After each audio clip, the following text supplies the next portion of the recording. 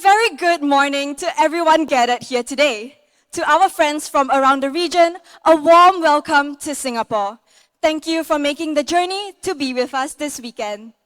Today's event is hosted by Singapore's Minister for National Development and Minister in charge of Social Services Integration, Mr. Desmond Lee.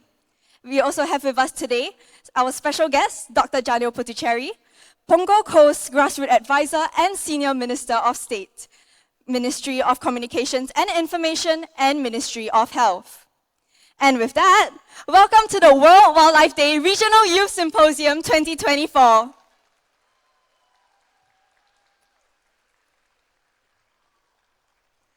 My name is Letitia, and I will be your MC for today's event.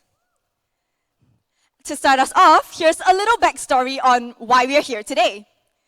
The Convention on International Trade in Endangered Species of Wild Flora and Fauna, also known as CITES, was signed in 1973. It aimed to ensure that international trade in specimens of wild animals and plants does not threaten their survival.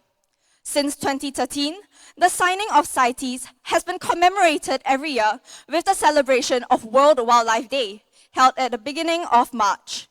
This year marks the 11th celebration and the 51st anniversary of the signing of CITES. The global theme for World Wildlife Day 2024 is Connecting People and Planet, exploring digital innovation in wildlife conservation. Inspired by the global theme, our Regional Youth Symposium has two thematic tracks, namely Technology and Innovation and Connecting People and Planet. Both tracks feature an exciting lineup of speakers from all around Southeast Asia. There will also be a fun weekend of exciting activities to celebrate the conservation efforts in Southeast Asia, with workshops ranging from wildlife forensics to nature storytelling. Through this jam-packed weekend, we hope to not only raise international awareness on innovative practices for nature conservation in Southeast Asia, but also strengthen regional alliances between all our youth stewards gathered here today to safeguard the amazing biodiversity we share as ASEAN. Before moving forward with the event, I would like to draw everyone's attention to the site map. The restrooms are located on the left of the stage, and water refill points are available next to the restroom should you need to refill your bottle during breaks. Prayer rooms have also been set up for our Muslim friends. To access them, please look for any member of the organizing committee, and they can be identified by their black lanyards. They will provide further instructions on accessing the prayer rooms. Lastly, I would like to show our appreciation to the many partners who have supported this symposium, without which we would not be gathered here today. Without further ado, I would now like to invite the lead of the organizing team on stage to officially mark the start of the World Wildlife Day Regional Youth Symposium 2024. Saloni, please.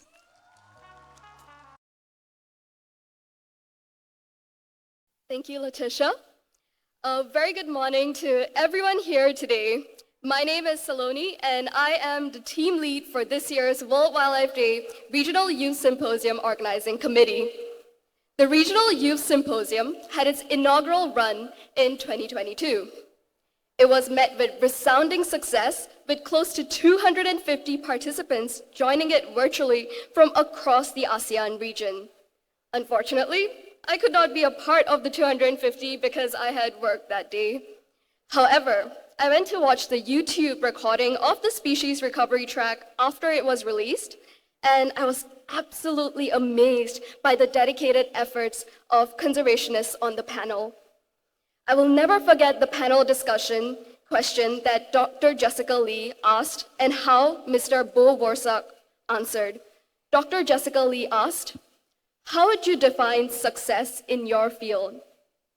To which Mr. Bo answered, "Being conservationists, we will not become rich like businessmen, but success for us is seeing the species you're trying to save is still there today. That is your success." As a youth, barely having entered a career in conservation at that point of time in my life, those words inspired me. Those words gave me hope, and from that point on, I was determined to dedicate my efforts towards making a difference and saving nature and the wildlife it is home to. As such, in 2023, I joined and helped organize the second World Wildlife Day Regional Youth Symposium. The symposium was held physically in Singapore and brought together close to 175 youth attendees from all across Southeast Asia. They came together to share their aspirations and discuss how youths could play a part in nature and biodiversity conservation. We had 9 speakers join us from across ASEAN to share their insights and experiences from working in the field. And we also had 6 workshops to provide attendees with hands-on experience in conservation. This symposium laid the foundation for the formation of a youth network in Southeast Asia dedicated to the cause of conservation. This year, we aim to grow our reach even further, and we hope to expand and anchor in this youth network. The organizing committee has worked tirelessly to put together a program aligned with the themes of technology and innovation, as well as connecting people and planet. We hope everyone gathered here today has the opportunity to learn, grow, and share meaningful experiences with their fellow peers through this event. This year, we also have a new segment titled Youth Showcase that goes a step further to platform and celebrate the work being done by our fellow youth for conservation in Southeast Asia. I would like to take this opportunity to thank everyone who has made this symposium the success that it is today. I would especially like to extend my gratitude and gratefulness to those who have traveled across borders to join us today. Let us give a warm welcome to our regional speakers and guests, regional facilitators, Youth Showcase project teams, and last but not the least, our regional participants.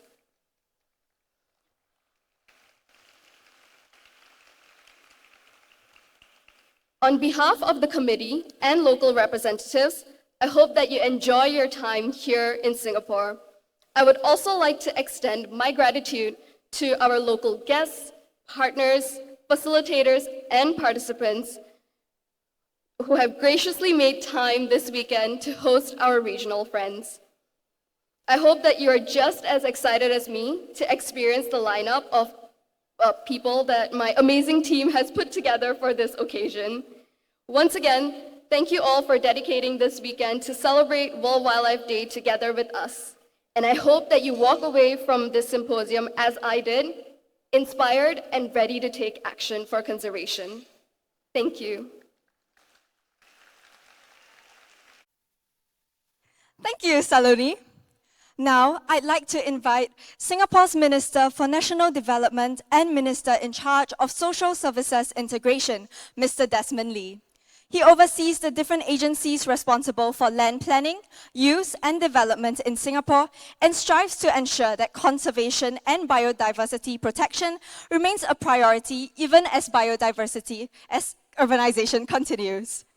Let's welcome him on stage to deliver the opening address. Minister Lee, please.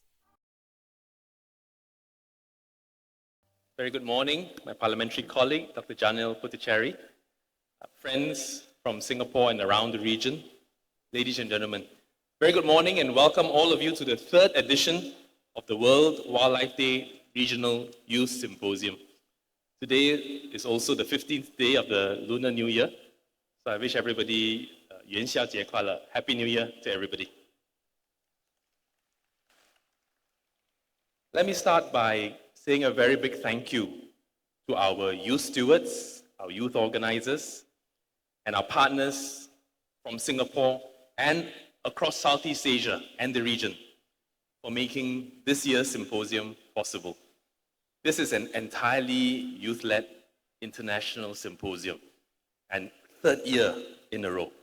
So I'm very happy to see so many friends and partners, almost 500 of you, representing 15 countries, including all 10 ASEAN member states.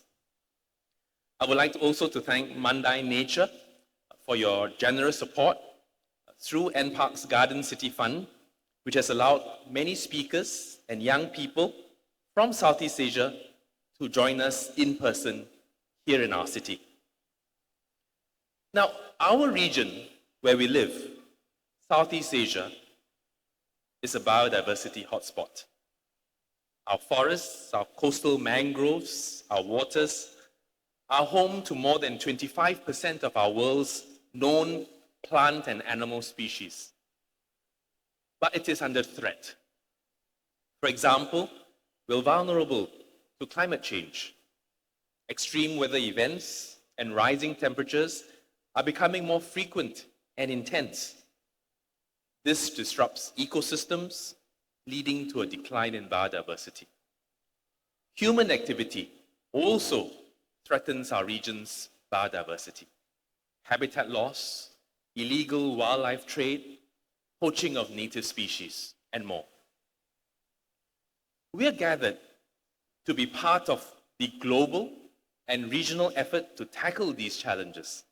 And I'm glad to see so many young people stepping up for wildlife conservation and joining us at this regional youth symposium. Now, this symposium is organized by passionate young people under the National Parks Board's Youth Stewards for Nature program, together with their mentors, who are also young people. They've prepared for you an exciting lineup of programs, including 10 different workshops and a new youth showcase component, which will feature youth-led conservation initiatives all across Southeast Asia. To the organizing committee, thank you for your hard work, for your passion, for your commitment, and your belief for a better, greener future. I'd like now to invite our 25 budding young leaders of our nature community. If you are here, please stand up and be acknowledged.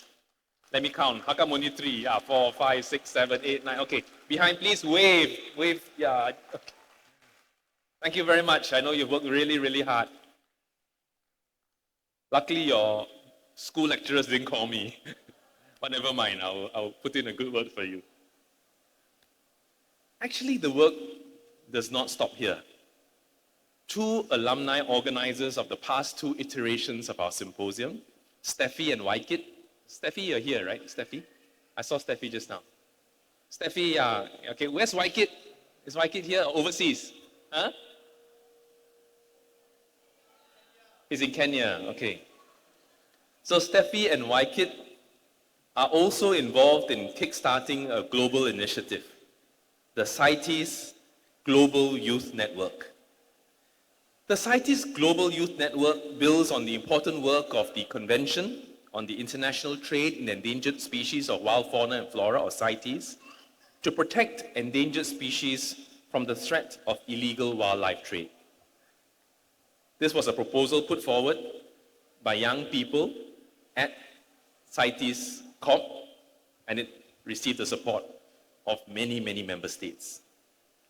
This network's inaugural meeting will be held here in Singapore this coming April, where we welcome young environmental leaders from all over the world to come together to chart the vision for the CITES Global Youth Network and to spearhead their own initiatives to address and tackle the illegal wildlife trade all over the world.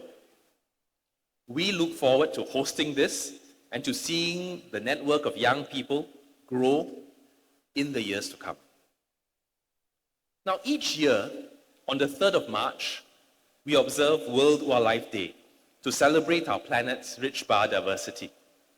And the theme of this year's World Wildlife Day is exploring digital innovation in wildlife conservation. It resonates strongly with all of us here in Singapore. First, we've been making use of technology to enhance our biodiversity monitoring and wildlife conservation efforts. For example, we deploy a network of camera traps in our forested areas to monitor the populations of native species like the lesser mouse deer. We're exploring the application of AI visual recognition to help our researchers analyze the footage that is taken from these camera traps. We are also using satellite tracking technology to study the migratory behavior of shorebirds and are developing acoustic monitoring technologies to facilitate remote surveys of songbirds and marine species. In fact, we use this satellite monitoring and tracking technology to enable us to establish scientifically the importance of Mandai mangrove and mudflat, and its importance not only to the Sungai Buloh Wetland Reserve, and I hope some of you do visit Sungai Buloh in the course of your visit to Singapore, but also to establish the importance of this small piece of mangrove and mudflat to the international East Australasian flyway. And so technology can help us make a strong case for conservation. So that's first. Second, as we transform our island city-state into a city in nature, we harness technology to carefully balance our development needs with the conservation of key natural habitats. We adopt a science-based approach to land use planning. We use ecological modeling tools to identify ecologically important sites and corridors and to prioritize them for conservation. And in doing so, we optimize the role that our green and our blue spaces play as refugia for biodiversity and enhance ecological connectivity between core habitats within our urban landscape. Third, we use science, technology, and digital innovation to combat the illegal wildlife trade. For example, we partner with Microsoft and Conservation International to develop a mobile app to help enforcement against illegally traded shark species at our border checkpoints. Using AI and machine learning, the Fin Finder, this app called Fin Finder, enables our enforcement officers to quickly identify protected shark species from photographs of the fins that are examined. Our officers can then flag suspicious fin shipments for further DNA testing. And this way, we're able to detect and deter the illegal wildlife trade more effectively. Now, let me share with you another example. Our NPark Center for Wildlife Forensics has successfully applied a more cost-efficient method of genotyping to analyze a record number of 2,346 pangolin scales in one single study to date. By swiftly pinpointing the geographical origins of pangolin scales, it helps us to identify and tackle trafficking networks and poaching hotspots. We have shared these findings with the international community, including other enforcement agencies, and hope that they will serve as a valuable support to their investigation and enforcement efforts too. Now, even as we make good use of science, data, and technology, we also recognize the great importance of the contributions made by young people. For instance, NParks mentored two of our alumni organizers of this symposium, Sean and Janelle, to use data analytics to demonstrate the effectiveness of Singapore's domestic elephant ivory ban on the online trade. The two of them have co-authored a paper that was recently published in a peer-reviewed journal. And like them, many of you here are at this symposium because you want to make a difference for wildlife. So please take this opportunity to build meaningful connections with your fellow young representatives and collaborate on impactful projects to enhance the conservation of biodiversity in our region. Now, we all come from different countries, and countries have borders, but nature has no border, and youth friendships have no borders. So I hope you take this symposium to make friends and work together in the many decades ahead. Indeed, we have so much to learn from one another, and I hope this annual symposium will continue to be an anchor event for Youth Network on Wildlife Conservation in Southeast Asia for many years to come. So on that note, warmly welcome you once again to Singapore, and I wish all of you a fruitful and meaningful symposium. And let's secure the long-term future of our planet's biodiversity in our region together. With that, thank you and good morning.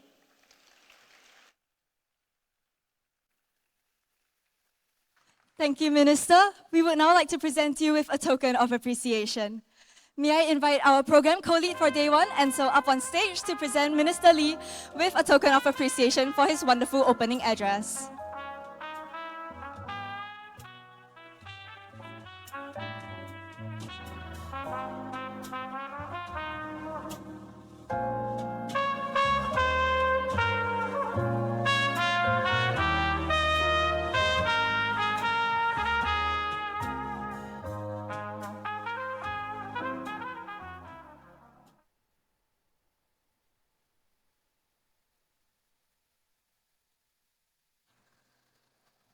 Thank you, Ansel. Now, I'd like to invite the special...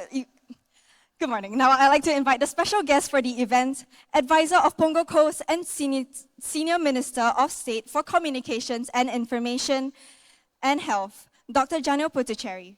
Let's welcome him on stage to deliver a message. Dr. Janil, please. Good morning, everybody. Good morning, Mr. Desmond Lee, colleagues, friends from Singapore, from overseas. Welcome to Punggol. I'm the local host advisor for this area. I've been the MP here for a number of years, since 2011. And I just wanted to take the opportunity to welcome you to One Punggol, the community hub that we have here. We'll have the event downstairs today. You've got some breakout sessions in our community center upstairs later on today. So thank you all very much for coming to Punggol. I hope some of you get a chance to enjoy the biodiversity and nature that we have in this part of Singapore.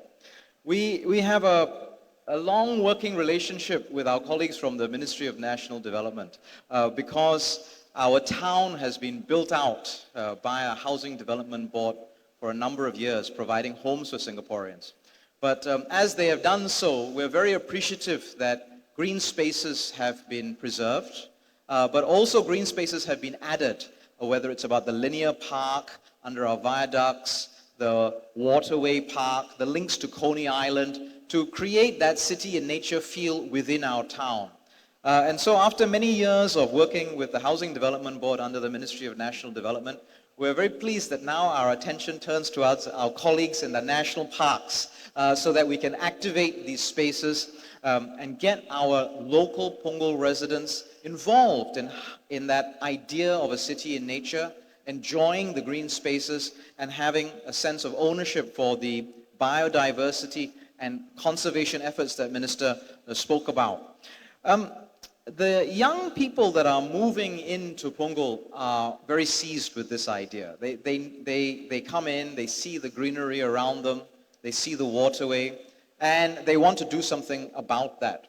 And many of them have then stepped forward to volunteer in the grassroots organizations, in community organizations to play their part. And I especially want to thank and shout out to our Green Action Committee, which is a group of young people under our grassroots movement who have been doing things around recycling, biodiversity, conservation awareness, and have been hosts for some of the delegates here today. So Punggol Coast, not just providing a venue, but I hope providing a warm welcome, a very warm personal welcome for the delegations that have come here today. I have to congratulate them as part of their partnership with N Parks as Nature Kakis, together with our colleagues from Punggol West and Pasir Ris Central, just our neighbors. They've won some awards, so well done to our local team for the Green Action Committee, and thank you very much for the hard work that you've put into place. Thank you. So once again, thank you for coming to visit Punggol. If you need a tour guide, I volunteer. Let me know how I can help. I am especially familiar with all the stalls at our hawker center. I can give you a little food tour. But if you would prefer the nature tour, certainly we have wonderful cycling tours, cycling paths, I beg your pardon, cycling paths, walking paths, and Coney Island is a wonderful little destination to give you that sense of how we have a dense urban environment here in Punggol, but we've been able to preserve many of the green spaces and create experiences that bring our residents on board this idea of the importance of conservation and green action. And for that, we're all very, very grateful. Thank you all very much, and welcome to Punggol.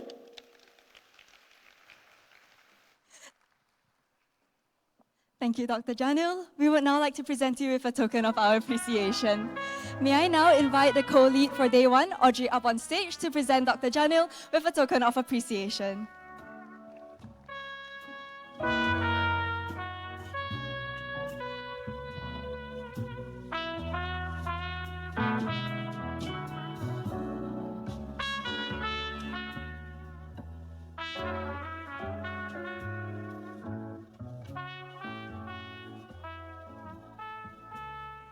Next, we will hear from Ms. Yvonne Iguro, Secretary General of CITES.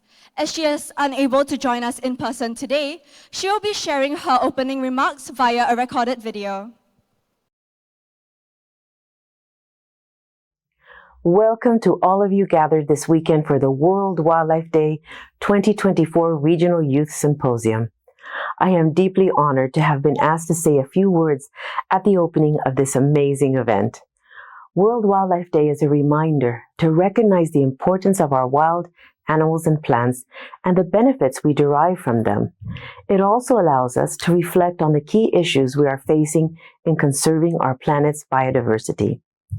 As the World Wildlife Day facilitator, the Convention on International Trade in Endangered Species of Wild Fauna and Flora, or CITES, plays a special role in wildlife conservation.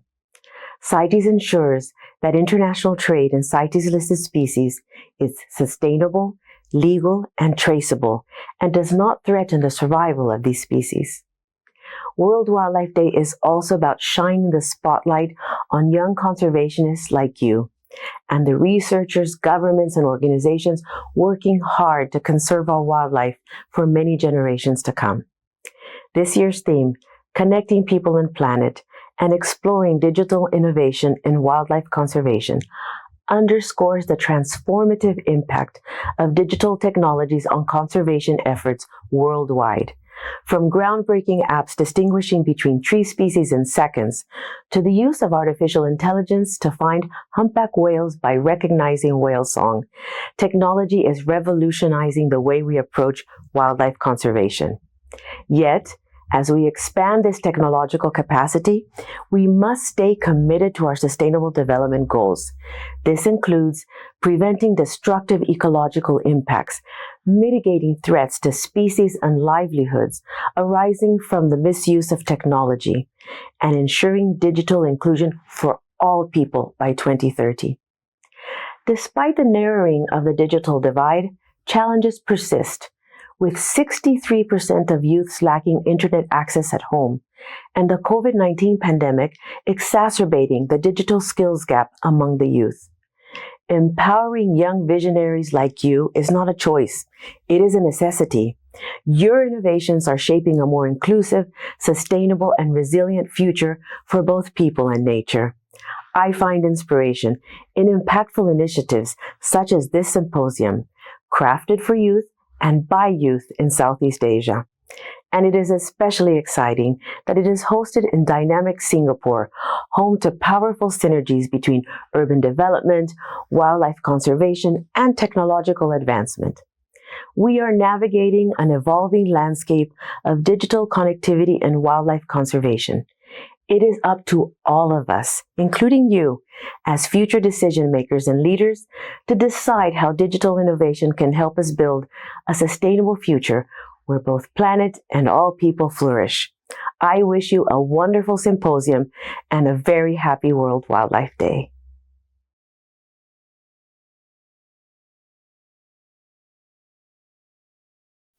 Those were some very inspiring words by Ms. Yvonne.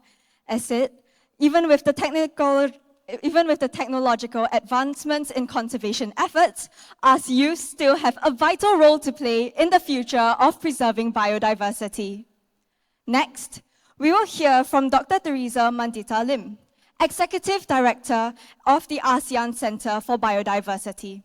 As she is unable to join us in person today, she will be sharing her opening remarks via recorded video.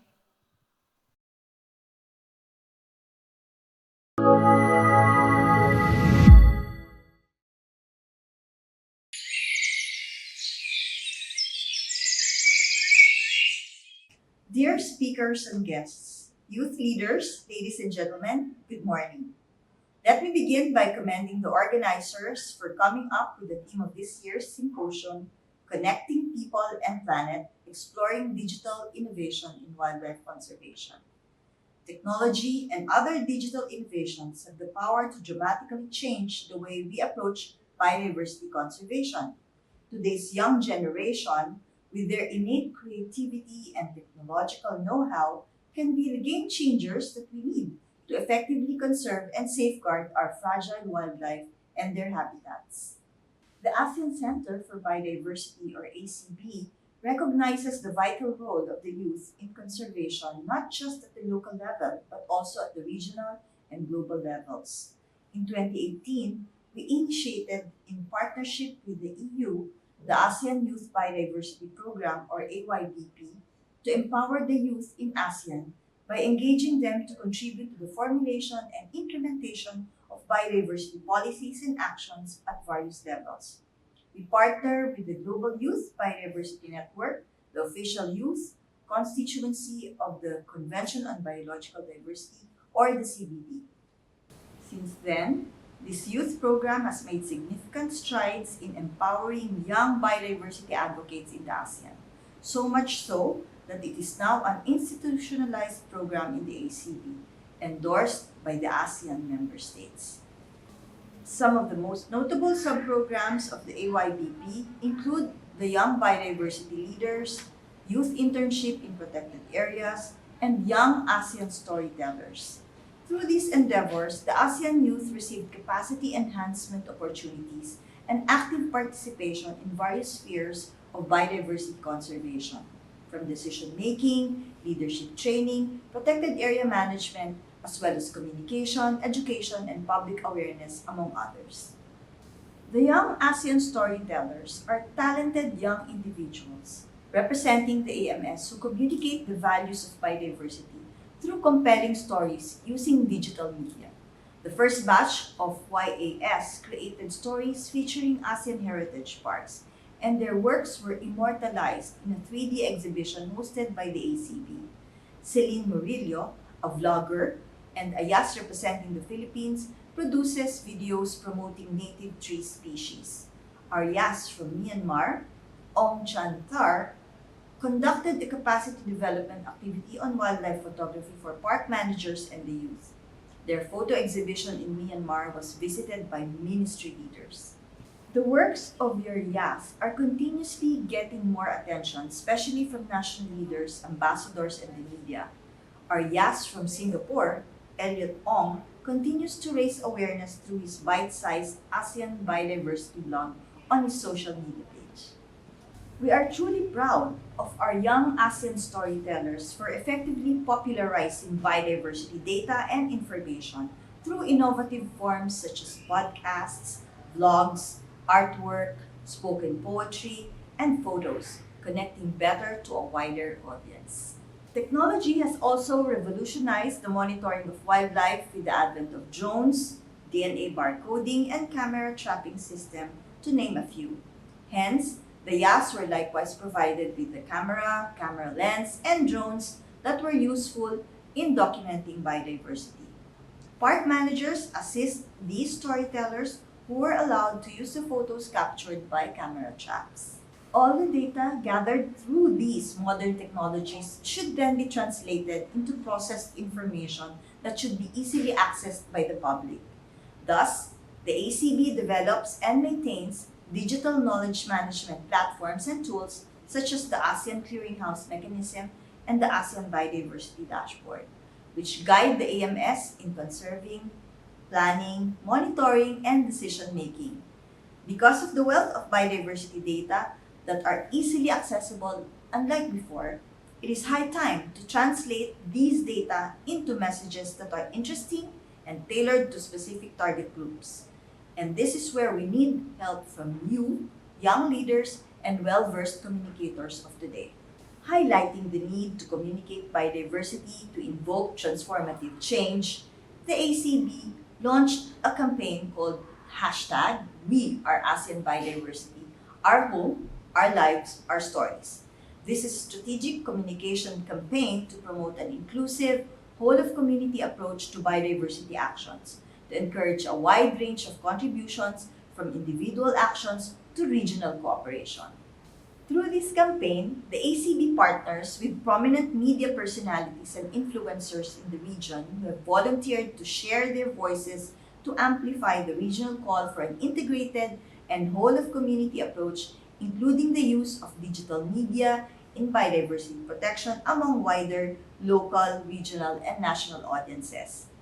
Last but not the least, our growing number of publications, both online and in print, now contain QR codes so that our target audience, specifically visitors navigating our website, may easily access and download them wherever they are in the world. In closing, we at the ACB will work hand in hand with this year's new ASEAN Chairman, Lao PDR, and its programs under the theme ASEAN, Enhancing Connectivity and Resilience. By this, all the more, we expect a deeper engagement of the youth sector in the sustainable management of our biodiversity towards achieving resilience in the ASEAN region. Through the dynamism and innovative ways of the new generation, we strive for greater connectivity through digital innovation and creative arts to safeguard our most precious wildlife and keep the balance of our natural world. I wish you all a fun and memorable symposium while building connection and learning from other fellow young leaders in this event. Happy World Wildlife Day. As mentioned by Dr. Lim, it is important for youth to leverage technology not just in conservation efforts, but also to foster ties and connections with one another. Next, we will be hearing from Dr. Sonia Laz, Chief Executive Officer of Mandai Nature. Thank you very much, and what a beautiful sight seeing you all here.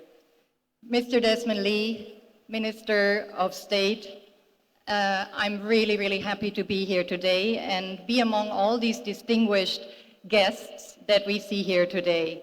A very warm welcome to everyone at this World Wildlife Day Regional Youth Symposium. And it's really, truly amazing to be surrounded by all these young, aspiring conservationists that fill this room today. They really give me hope that there's really something we can do for this planet. World Wildlife Day serves as a wonderful reminder of this complex interconnectedness of all living beings on Earth and the responsibility all bear to protect and preserve our natural world. This annual symposium is where the energy of the future converges with the urgency of the present.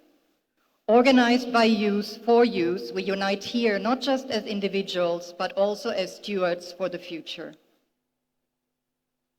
We have already heard a lot about the theme of this World Wildlife Day, which is about exploring digital innovations in wildlife conservation. And instead of repeating many of the things that were said already, I just love to give a little example of one of our programs we have in the region. Not sure if you ever heard about the saula. It was discovered in 1992. It stands as one of the world's rarest mammals, exclusively recorded in the Annamite Mountains of the Lao PDR in Vietnam. Also known as the Asian unicorn, this beautiful and elusive wild cattle species was last sighted on camera in 2013. The Saula Foundation, a conservation organization supported by Mandai Nature, is finding innovative ways to be more effective in finding saula in the wild.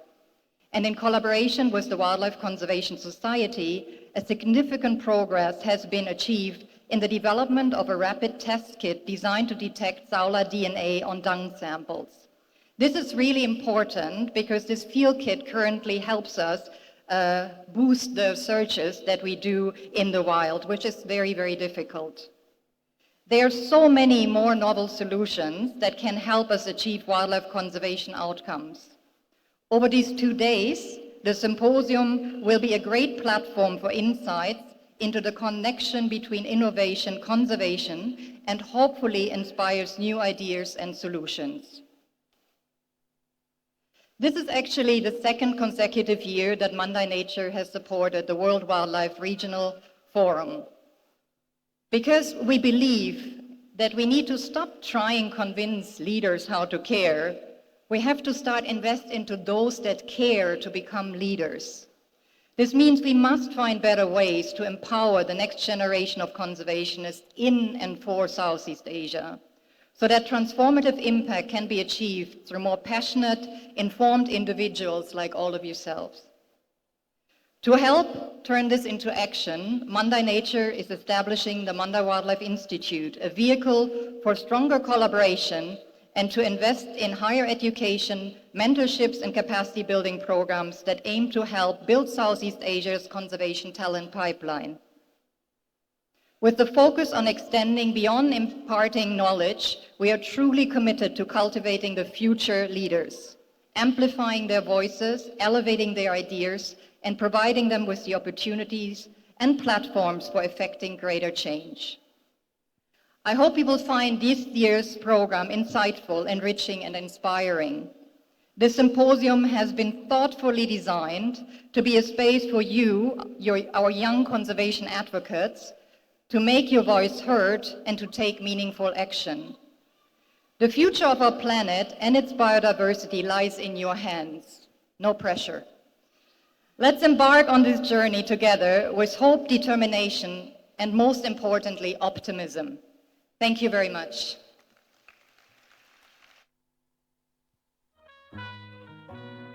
Thank you, Dr. Sonia. We would now like to present you with a token of our appreciation. May I now invite Ansel up on stage to present Dr. Sonia with a token of appreciation for her opening remarks.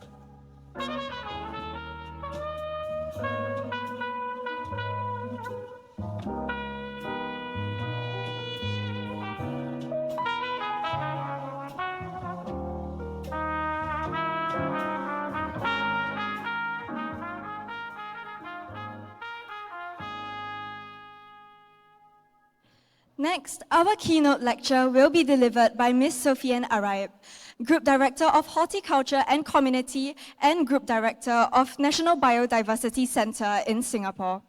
She has served in wide-ranging policy portfolios that cover urban planning, infrastructure, greenery, food security, animal welfare, as well as research and strategy. Without further ado, Ms. Sofiane, please.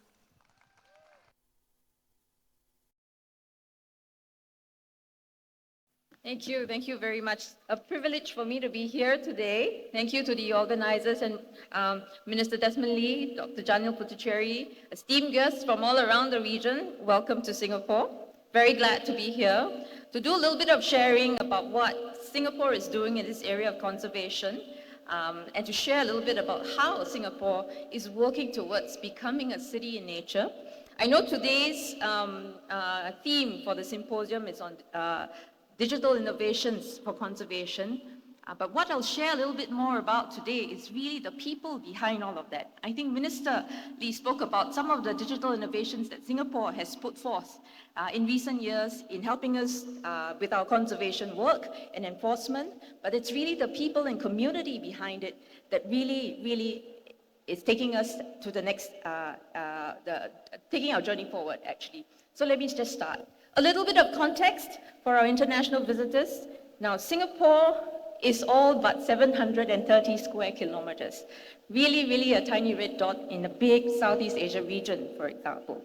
But we are also not just a city. We are an island state without a hinterland. Right? Unlike most other cities which have large hinterlands, we have to keep and house everything within this 733 square kilometers, yet ensure that whatever nature, wildlife, and biodiversity that we have still remains protected as much as possible. And our approach to conservation really is quite different, very much integrated closely into our urban landscape. So despite us being a very highly dense city, you see lots of skyscrapers, but as what Dr. Janil says, our homes are also encapsulated with green and natural landscapes and our native biodiversity. We still have an amazing amount of biodiversity within our midst, and we're very proud of that.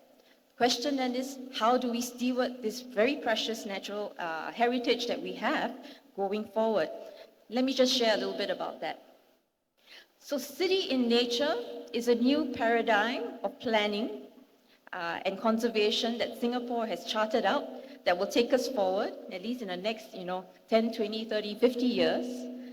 It is the vision in which we have set up for ourselves to restore nature back into the urban environment through the application of nature-based solutions, and for what purpose? To achieve climate resilience, ecological resilience, social resilience, and most importantly, is for our people's well-being, as well as the safeguarding of our precious biodiversity for future generations. So why is Singapore doing this, you said? Livability, our continued survivability is really what is behind it. And one of the key strategies that we are employing is through our Nature Conservation Master Plan. I'll talk a little bit about it. It has 4 key thrusts, as shown on the slide here. And in the heart of it, everything in the heart of it, it's really community. So I'll take through a little bit about what we're doing. So why involve the community in all of our nature conservation efforts? It really is the heart behind everything. It fosters a sense of responsibility and appreciation for nature. Without appreciation, you don't know what you have, and you don't know what you may lose if you don't conserve and protect. Right? It also provides our people opportunities to make a difference through participation, through promoting hope for the future, and that there is hope for our future generations in a world and in a planet that is increasingly complicated, complex, and disrupted. Let me just go through quickly the 4 key trusts. So the conservation of key habitats is the first trust that we have. How do we safeguard and strengthen whatever nature that we have today, at least in Singapore, through our nature reserves, which form the core of our biodiversity habitats, right? It provides it's a primary provider of ecosystem services here in Singapore, as you can see on the map. And what we've done over the years is to secure a buffer around some of our core areas through what we call nature parks. And these nature parks are rustic forested nature areas which buffer our core biodiversity ecosystems and habitats, provide complementary and additional habitats for flora and fauna from the nature reserves to expand a little bit, right? At the same time, it's not just about nature. With a lot of heightened interest in our natural heritage, especially since COVID, where people discovered what we had in Singapore, the rich natural heritage, we have had to deal with a lot of interest and visitorship to our nature reserves. So these nature parks provide additional capacity for nature-based recreation that can also serve the people's needs. So as part of the conservation of key habitats trust, behind it really is working with the community. So what we do is we have had over the years formed many partnerships with communities of various interest groups, of various taxonomic biodiversity groups that are interested, right? We have a platform called the Friends of the Park. I'm just going to talk about one of the examples, Friends of the Marine Park. We've also got Friends of the various nature reserves and general parks. So it's a platform really for civil society, businesses, scientists, experts, and government agencies to come together in a network to collaborate and to really bring together the information and expertise, right? Essentially, to chart out some of the conservation strategies and desired outcomes that we see that we want. Under the second trust of species recovery, we have a program or a framework that conserves species through the propagation, reintroduction, and habitat enhancement. So Singapore has committed, right, to implement a species recovery plans for 100 plant and 60 animal species by 2030.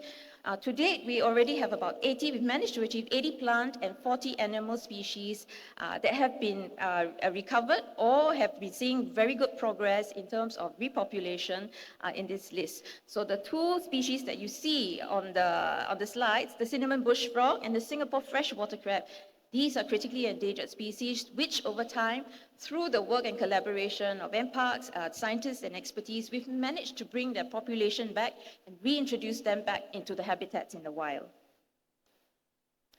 Not just animals, but plants. We now also have a seed bank, which is housed at the Singapore Botanic Gardens, if anyone's interested to visit. We're conserving germplasm through living collections and seeds. And again, this is something that we're doing to safeguard the future, essentially. Right? So this is very much for the future. And a key part of our work in habitat enhancement and restoration is what we have in the form of a forest restoration plan. So there's a lot of science behind what we do to put back biodiversity and to reforest some of our areas which have been disturbed, right? Whether it be it by urban development, encroachment, or edge effects. Right? Through the study of some of the methods in which we are doing it, we are now experimenting on how we can sustain some of these efforts, right, in bringing back the plants. And through bringing back the plants in the forest, we hope to bring back the fauna. Right, so there is a method to some of these things that we are doing, which is why what Minister Desmond Lee said earlier, a science-based approach is really important to inform the way we carry out our conservation efforts. Apart from our core nature reserves, what really resonates with our local communities are the parks and gardens that surround them. So not only are we focusing on our core nature habitats to conserve what's there, we are now reintroducing a way out of the core nature reserves into our parks and gardens by taking naturalization efforts, right? Bringing naturalizing landscapes, introducing flora and fauna species into our urban landscapes. So you may notice as you go around Singapore, how lush we are in terms of the greenery. Observe a little bit how the greenery is planted. You don't just see single stands of trees. You see in between the trees, different layers of from the canopy to the mid-story to the understory. So it's a deliberate way in which we are landscaping our roads, for example. And by doing that, we are actually mimicking the forest structure. And by mimicking the forest structure, we bring back biodiversity like your butterflies, your pollinators like your bees and birds. And that brings the ecosystem alive. So that's what we are bringing into the urban environment so that our residents and people who are living in these high-rise HDB homes, for example, are able to still connect with nature. So these are some examples you see. We started the 1 million movement since 2020. It's a movement in Singapore which we started where we've committed to plant an additional 1 million trees by 2030.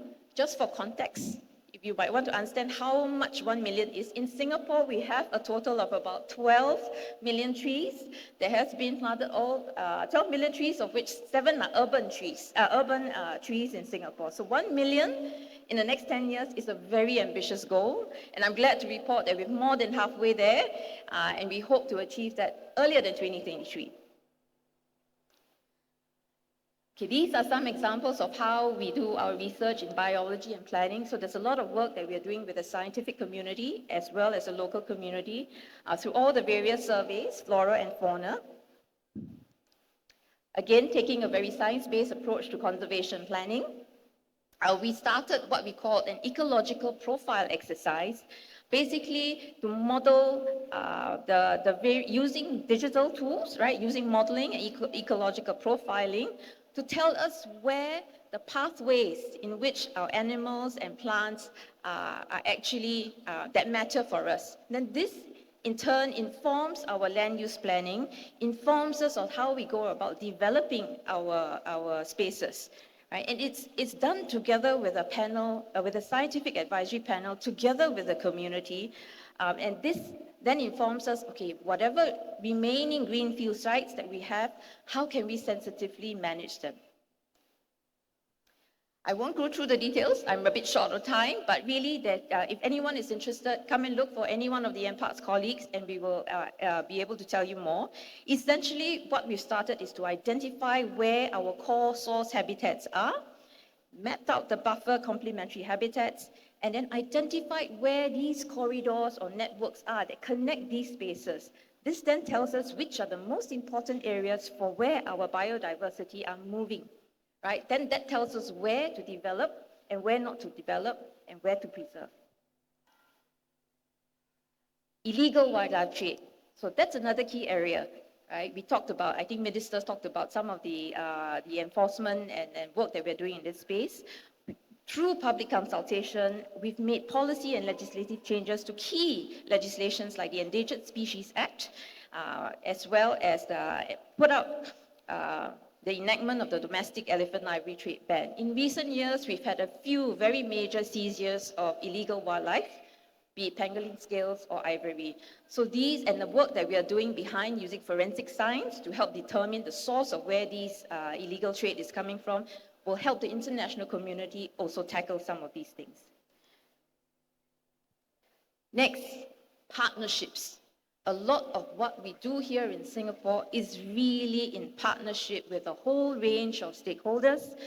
We've built strong partnerships and gained expertise with experts. We've got lots of working groups, different animal working groups. We have the otter working group, pangolin working group, all of them working towards the same goal of protecting, conserving these species and the precious biodiversity that we have here.